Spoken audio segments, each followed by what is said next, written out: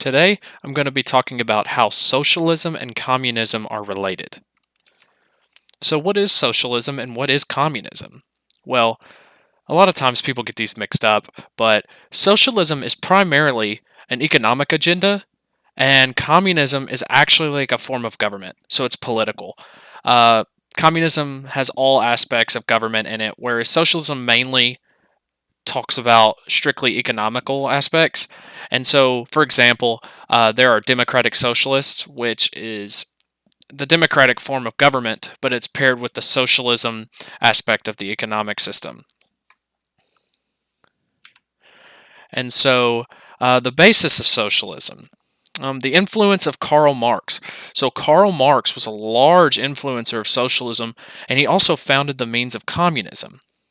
His basis was to limit the poor labor class and redistribute the wealth among the people, but unfortunately created a society in which everything is controlled by the government, leading to mass corruption and despair among those people that are involved in that form of government. I also want to talk about governmental control. The government has a say in both socialism and communism. Communism is a little more extreme, which leads to complete and utter control of the people, but socialism has some leeway in the forms of private property.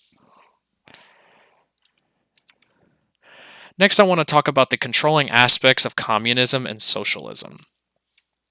First off, I want to talk about healthcare.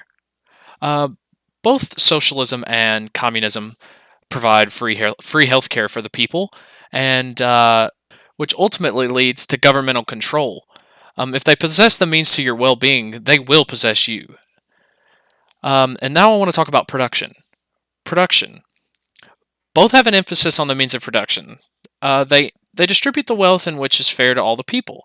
They fail to take into account the amount of time and effort that is put into effect in regards to the job that is at hand.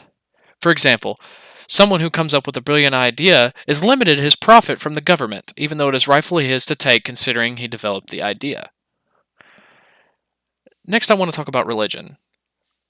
In socialism, there is freedom of religion, but it emphasizes an agenda of secularism, which is a disbandment from any form of religion.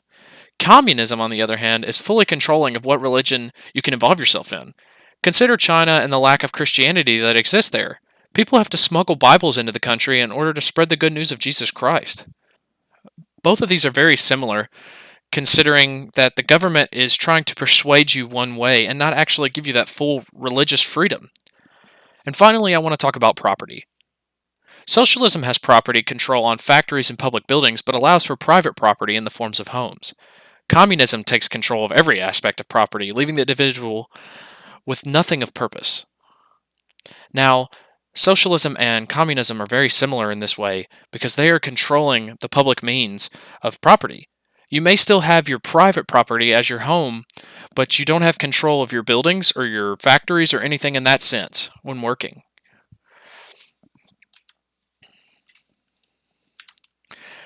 Next, I want to talk about why neither will work. First, I want to talk about Venezuela.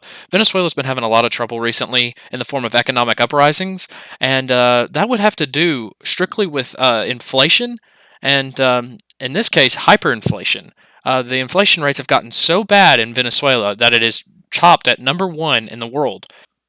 And due to this, between 4,000 and 5,000 Venezuelans leave the country each day. Now, this is awful because many people in that country want to bring about change, but they are killed for uprising in Venezuela because they have lack of freedom due to the socialist agenda that the government possesses. It's controlling, just like communism. I also want to talk about Cuba, and Cuba is actually a communist nation, whereas Venezuela was a socialist nation.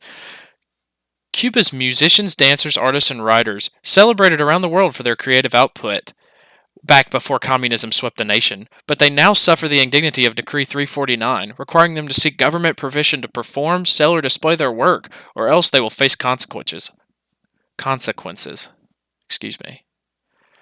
They also have forced labor in the form of doctors and overseas medical missions that were recalled back to Cuba from Brazil because the government refused to accept Brazil's president's demand that Cuba pay the doctors a fair wage. Now finally, I want to take some time to watch this video that will emphasize a little more on the relations between socialism and communism. This might come as a surprise, but in the history of the modern world, there has never been a communist country. While a number of countries have described themselves as communist, for example, China and North Korea, by definition, there has never been a true communist country. So, what exactly is communism, and how does it relate to socialism? Well, it may be easier to explain what the two have in common. Both ideologies originate from a desire to limit worker exploitation and lower or eliminate the influence of economic classes in society. There are dozens of variations on both communism and socialism based on the different ways these ideologies are implemented in different countries.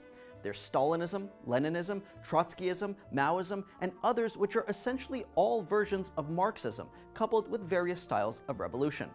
Karl Marx was an economist and philosopher who co-wrote the Communist Manifesto, among other foundational books on communism. In short, his theories centered around the idea that as Europe transitioned from centralized monarchies to quasi-democratic capitalist economies, workers were being exploited by those who owned the means of production.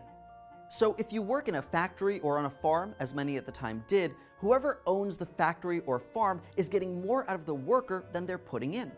This creates an inherent inequality, giving the owners, who Marx called the bourgeoisie, power over the workers, called the proletariat. In Marxism, to fix this inequality, society must shift towards a model where the proletariat hold this power instead, by collectively controlling the means of production. That's where socialism and communism come into play. According to Marx, socialism is a precursor to communism and the next logical step after capitalism. In socialism, a democratic state controls the means of production, rather than having private companies hold ownership. Instead of competing with each other as in a capitalist society, socialism has workers contribute as much as they can to the greater good, and then they all share equally in that good. Variations of this idea are already popular within capitalist societies in the form of universal healthcare, or social services like fire departments and schools funded by taxes. While the use of these services is unequal, everyone is equally responsible for contributing to them based on their ability or level of income. So that's socialism. But once the state controls all the means of production, the next step is total collective ownership, not just of production, but all aspects of society and economy, including private property. The intention of abolishing private property is a classless, moneyless, and stateless society. This might come as a surprise.